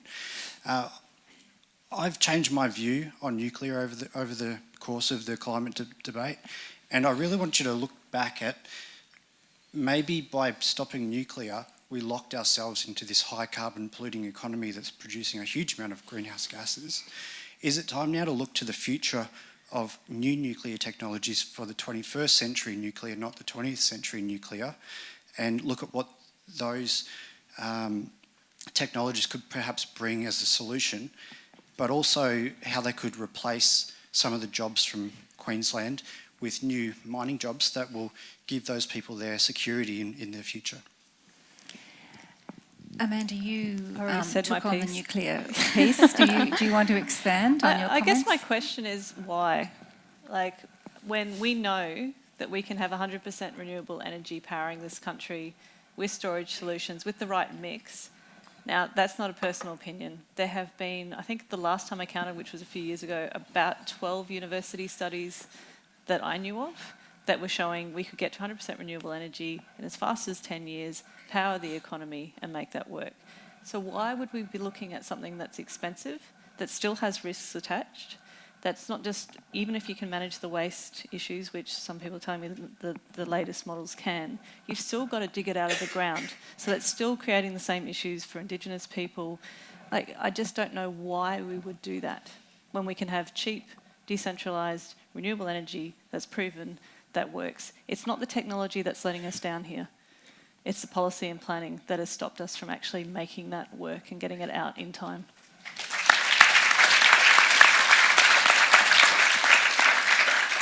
Here in the front as well, did you have a question? Yes, with the scarf. My name's Joanne.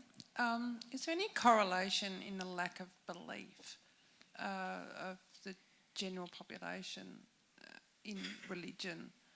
For example, a relation of mine was of a certain denomination who believed that these were the end times and Jesus was going to come and save us as per Revelations. Do you think that belief could be holding people back from believing in climate change? So did you all hear the question? Yeah. Who'd like to take that one on? You didn't hear it? David. I almost finished the pen. No, well, I'm really happy to take that on. The question was, is religion diverting people from taking action on climate change? And you know Karl Marx's dictum that religion is the opiate of the masses. I think a new religion has taken over, which is very much diverting us from taking action, and it's materialism. And at the centre of it is the great God growth. And if you don't bow down to growth, you are punished. And if we don't keep growth going, we're going to have dire consequences. Our economy, our employment, our well-being. And it's a self-defeating religion, because on a finite planet we can't keep this going. And we have to use our rationality, our God-given sense, if you like, our brains, to understand this, that what this planet needs is us taking our guardianship as a matter of the prime urgency and our vision for the future. Yes, we do have politicians in high places who believe in the rapture, that there's going to be a destruction of the planet in which a selected few people will go to heaven. I'm a Presbyterian, I know all about this, and all the rest will go to hell. Look, it is codswallop. There will be no divine intervention. Yes, but I'm speaking about it now because I know this is being live streamed and will go to people who are troubled about it. But the fact is, we've got this brain to work it out for ourselves, and the onus is on our shoulders. And to put that off onto some other being is simply irresponsible.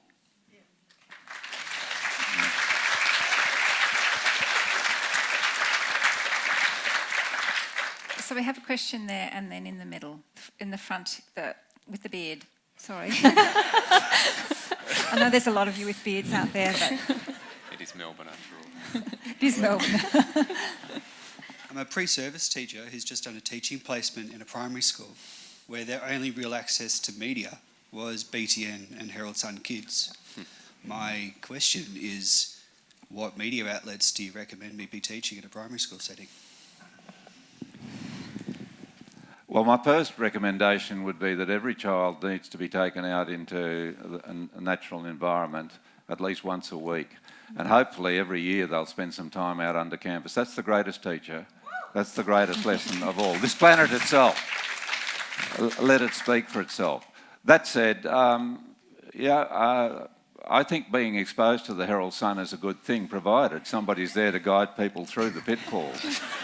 And you know, start at the back and read forward, but spend most time in the comics, because there's greater truths in there than you'll find in the other pages.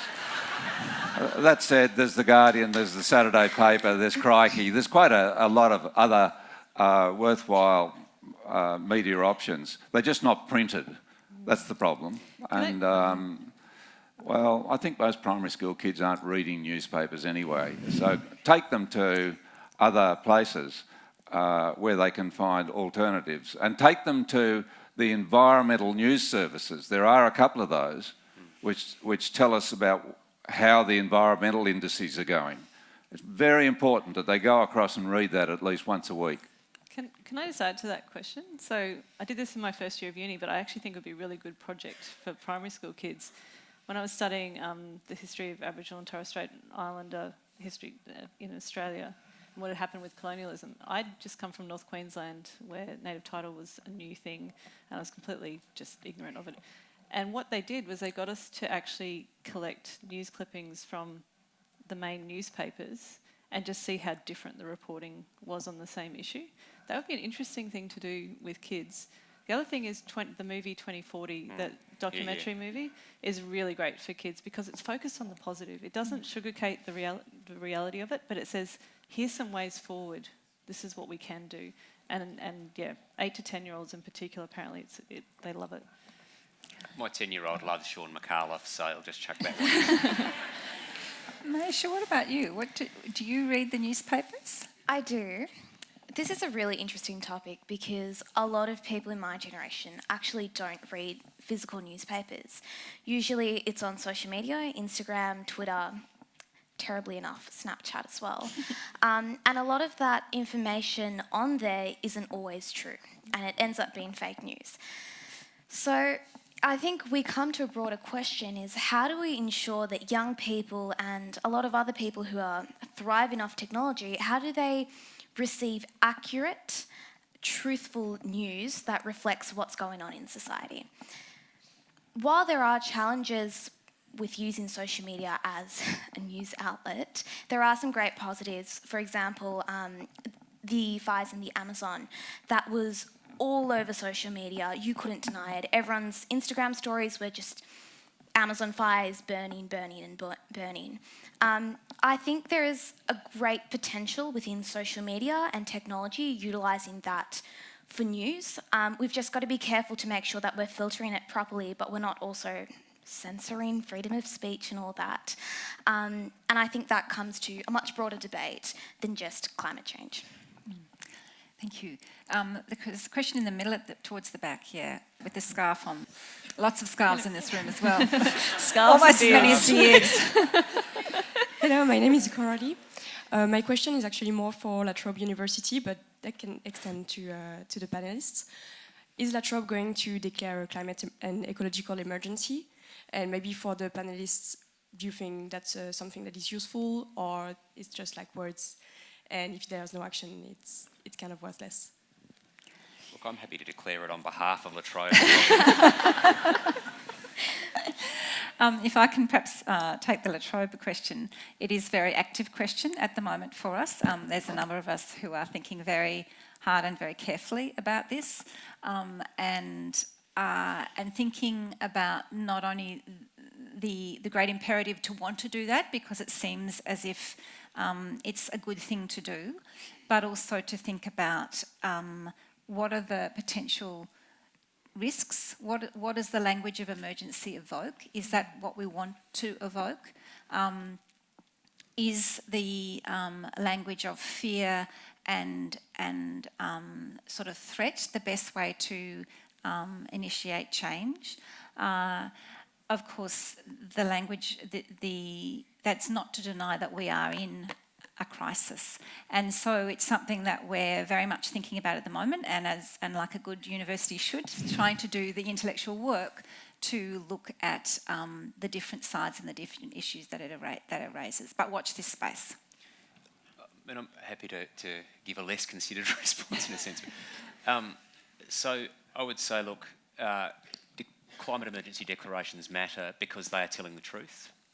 It's a simple expression of the state we are in. And normatively, it's extraordinarily powerful to just acknowledge that we are in a state of emergency. As we know, if we are unlucky enough to be in a building, on a train, in a plane, when there is emergency announced, it triggers a response. And really, I guess that's where the rubber hits the road, is once the emergency has been declared, the question is then, what is the plan to honour the declaration of emergency? Now, not every jurisdiction so far has followed through, but for example, in one of the US cities that has declared a climate emergency, they've now set up an Office of Mobilisation. And if we can have the truth-telling, the declaration, the mobilisation that follows with all creativity and all bravery and all love and all seeing it as the opportunity that it is and the vision of 2040 out there, well, let's just get on with it. Yeah, that would be my challenge to La Trobe University. It's not just what are you going to put in place to support people if that is the thing. So not just, well, what does that mean for every department and what the university is doing, but also to put in place support around grieving and the psychological support. And we've got Psychologists for a Safe Climate, for example, to provide that support to people, because while we've talked a lot about panic and the urgency, I think what's shutting down, where people are hiding behind different kinds of beliefs that's stopping them from acknowledging this, I think that's an overwhelm reaction. So we've got to be better at supporting each other. So what's the practical action? It's almost like the first aid training, so when the emergency happens, we're ready for that. What are we putting in place? What are we investing in? But also the emotional side of it, and taking that time to let people deal with that. That's exactly the kind of questions that we're having.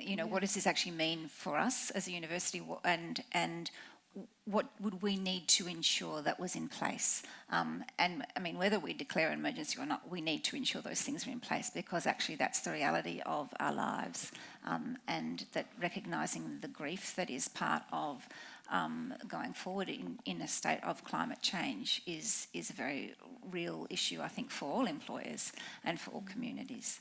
I mean, it is the immensity of the thing that is before us, and we've already seen these unbelievable things in the last few years. Half of the coral cover on the Great Barrier Reef, 1 million dead animals in the river out at Barwon.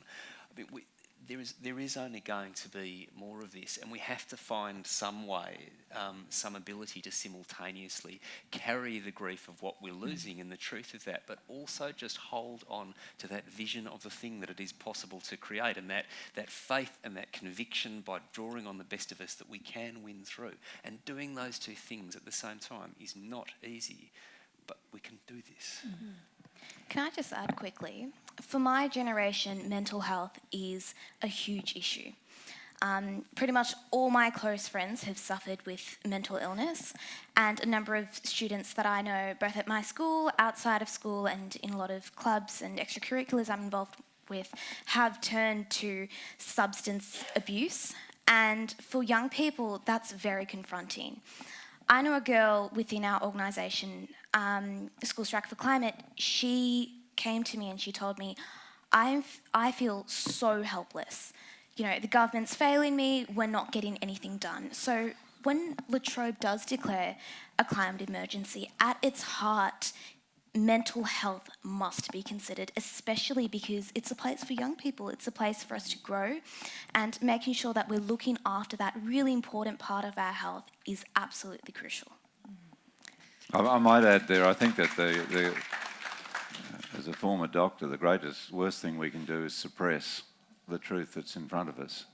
It is much better to have it out and also to take action. That's why our foundation has the motto, don't get depressed, get active. And, in the wake of the convoy, where we've had all sorts of false political analyses made, but we accept those on our shoulders, we'll be taking a film of the convoy and the book about it, but more importantly, the reality of climate change and the options we're talking about here tonight, right through the Murray-Darling Basin in the last week of October, including hopefully to the city of Dubbo and to places like Brewarrina. We haven't yet quite charted where that will be. But far from being knocked back by the scoffing and the score, I was in Ballina quite recently, northern New South Wales. A big gentleman came up and said to me, "Are you Bob Brown?" I thought, here we go. Yes, he said, well, I just wanted, I own a cattle station in southwest Queensland. I just want you to know I totally support that convoy. And I said to him, well, sir, I think you might be telling me a fibber. And he said, what do you mean? I said, I read in the Courier Mail that nobody in Queensland supported this convoy, and I've just found you as one. And he rolled his eyes. And, you know, this is people experiencing the end of their hopes, their lives, their well-being, as they've known it, everything. And it's as if the big cities don't care. So we do have to be out there. I agree with Amanda on that, and we've got to be offering solutions. Well, the solutions are there. The renewable energy is there. Energy efficiency is there. But we've got to get off the greed and materialism wagon at the same. That's the big question confronting humanity on a finite planet, because you cannot have perpetual growth in exploitation of a finite system, and we're really challenged with using our intelligence to bring that back into place right now. We've got a question on the edge there, and then down here. Hello, Rod's my name. I come from a farming background, and I've been involved in health for the last 20 years. I've got a 14-year-old daughter who goes along to the climate demonstrations in the city, and a 12-year-old son. You spoke about Tim Flannery, and Tim Flannery has always been offered positive solutions, so it's quite significant, I think, that he's come to a crux and said, you know, he's been quite new with them, but that's, you know, he's always been quite positive. I think what Bob was saying about, you know, activism, I think if we look at what's happening in Hong Kong at the moment, the sophisticated, intelligent way that they, you know, they're in a crisis, but they are being quite active. You know, we can talk about, you know, the rhetoric about what we can do, but activism it's come for a time where we've got to be active. So I'd like to, particularly with Bob, would you have, particularly with Adani and things like that, what things that we can actively do to address, rather than talk, we can talk about things. And that's good and well, and there's well-meaning people around here, but it's come to a point where we have to be more active and put more pressure on. Well, if we've got time on our hands, we should go and join those folk who are blockading in the forests in Victoria or in the Tarkine, because the United Nations says the best way of the quickest, cheapest hedge against the onrush of the climate emergency is to protect what's left of our forests. And in Australia, we're not doing that. We're licensing the destruction of more. So there's a very quick and easy way if we've got time. And if we don't have time, give money to those who do. It takes quite a lot to have the communications, the transport, the media, and so on. And vote against anybody who's wanting to destroy one more tree of native forests in Australia. Question down here. Hi, my name is Erica, and I'm actually from University of Melbourne, though I'm beginning to think maybe I should have gone to La Trobe. You're welcome anytime, Erica. I guess in the context of protest and radicalism, my question is, in the face of an existential threat and knowing that we are definitely going to die, how do you determine the extent of protest and what is politically and ethically justifiable? I know, Bob, you said you're against violence, but sometimes it's really tempting, so... And you know, Mandela tried it and found that it was much better to be a peaceful revolutionary, and he got indicted for taking a violent action. It's a dilemma as old. It goes back to Christ and beyond that into the Greek philosophers, as far as recorded history is concerned. But as Martin Luther King and Thoreau and Gandhi and so many others have worked it out, you can't stop the tanks and the guns through violent confrontation. The state and the corporate sector's got the power there, but what they don't have is the moral suasion. And here we are confronted with this great moral dilemma of the climate emergency, and most people want action taken on it. All the polls show that in Australia, most people still want the Adani mine stopped. They want coal mining wound down, 80% plus. Australia Institute this last week in Australia want more action on climate change. And if we don't get it, we've got to take it ourselves, and each for their own when it comes to that. But it does mean getting out of our comfort zone, and we're all able to think about what to do. If it means on Saturdays going down to the Locals MP's office with a Stop Adani sign and just staying there for the morning, that's legitimate, that's fine, that's great. The next Saturday you'll find a few more people will join you. And look at what's coming up on Friday. Just fantastic, just inspiring. So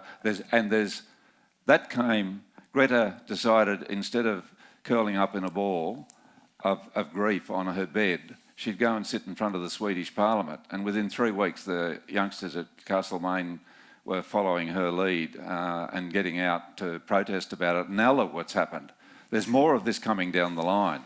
And let's hope we do get through to a rational rearrangement of human affairs so that we live with this planet instead of off it, using such phenomenal breakthrough brain power and moral suasion as we're going to see on Friday. And who doesn't want to be part of that on Friday?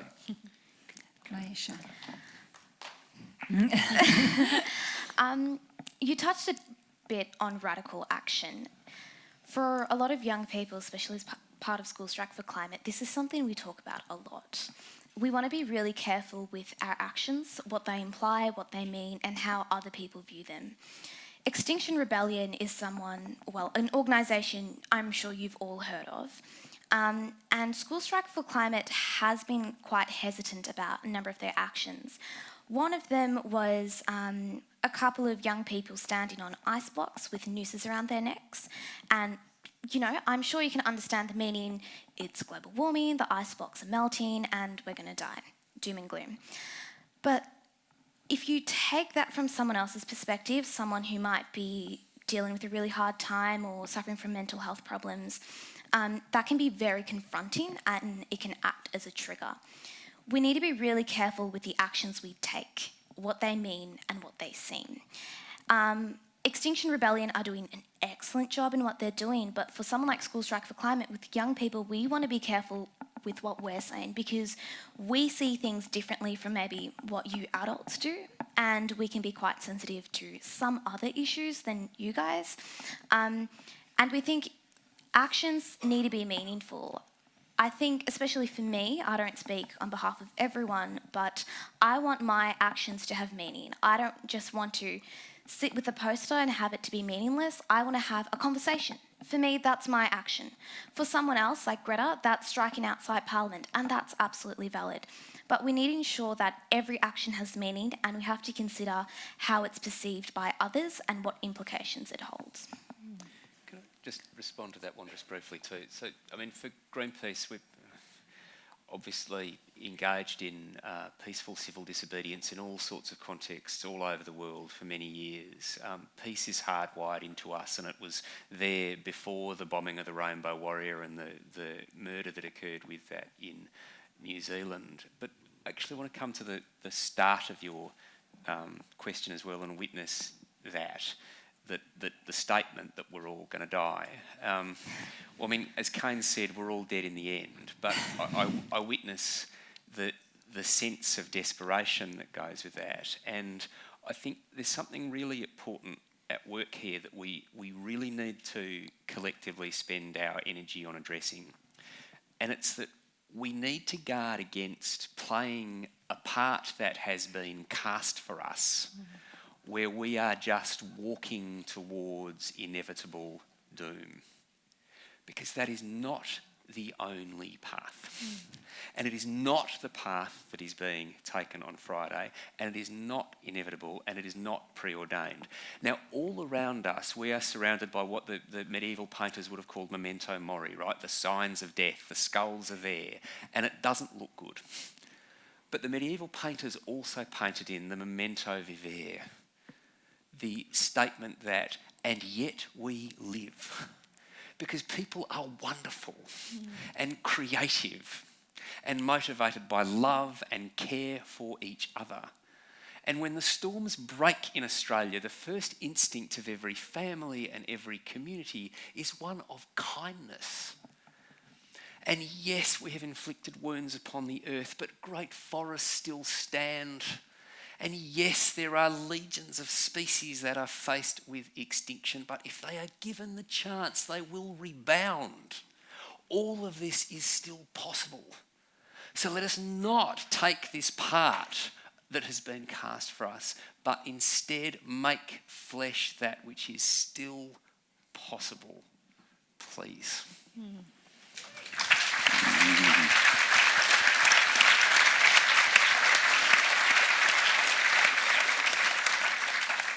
Now we have time for one more question. I've been very conscious that most of the questions have come from the left side of the room. It's my left. So one question from my right, over here in the front. Hello, my name is Alex. I'm a La Trobe engineering student. My question for the panel is, after energy, which we've heard a lot about tonight, agriculture is regarded as the second largest contributor to climate change, roughly equal with transportation. And to me, it seems like that's sort of the elephant in the room in a lot of discussions regarding climate change, perhaps the cow in the room. So I was wondering if we could hear from what the panel feel about in regards to how we could transition to a sustainable diet for our climate's health. Thank you.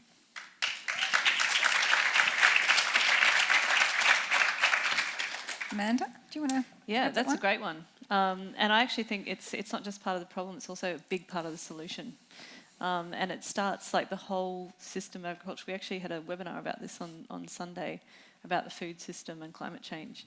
So it's, on the problem side, it starts with the clearing of the land, the fact that about 45% of all food produced actually goes to livestock, not to humans. And then the half that goes to humans actually is food waste before it gets to any consumers.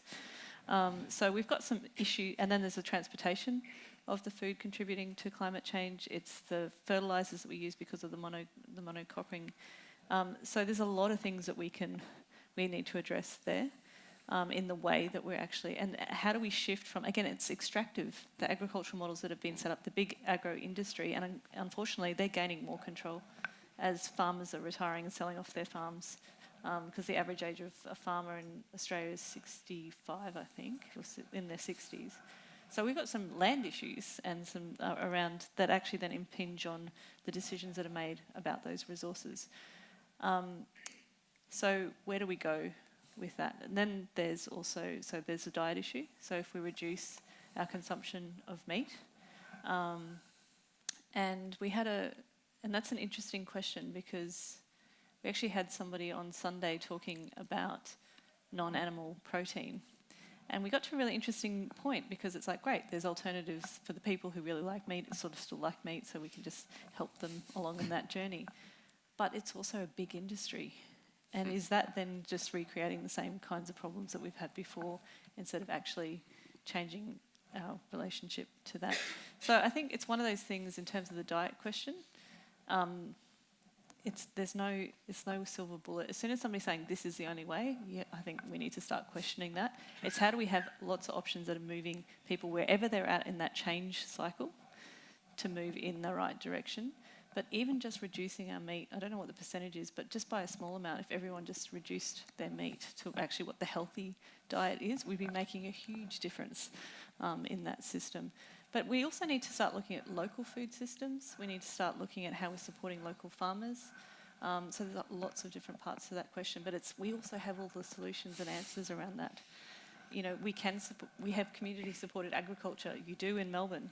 What are we doing to support those things and actually cut through the duopoly and the supermarket chain, which is actually fueling a lot of that agro-industrial issues? Sorry, that felt a bit rambly. Did that make sense? I'm afraid it is time that we have to wind up this evening's discussion.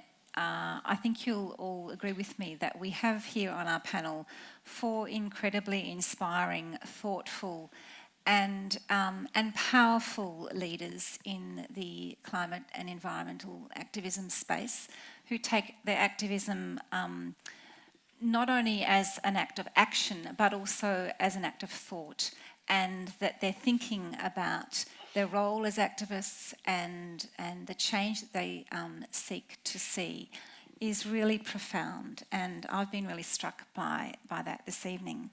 I've also been really struck by how much is happening, and you've talked about that a lot, Amanda and Bob and all of you, that much is happening that we don't know about. Obviously, there's much more that still needs to happen, and there's many, many challenges ahead of us. But one of the things that Greta Thunberg says is, it's not just a matter of hope, you have to act, and if you act, then hope comes. And I think we've seen that in evidence tonight, that's a common sentiment that you all share. Another thing that Greta says is you just need to do everything you can with everyone you can to change everything you can. I think on Friday we're going to have a massive meeting of people to take action, to speak truth, to claim the streets, to claim the people power, and to insist that our governments start to take this seriously. And as David, you said, if the governments aren't prepared, then at least they might be willing to follow. I'd like to thank all our speakers, to thank Rob Mann again for organising this whole series. I'd also like to...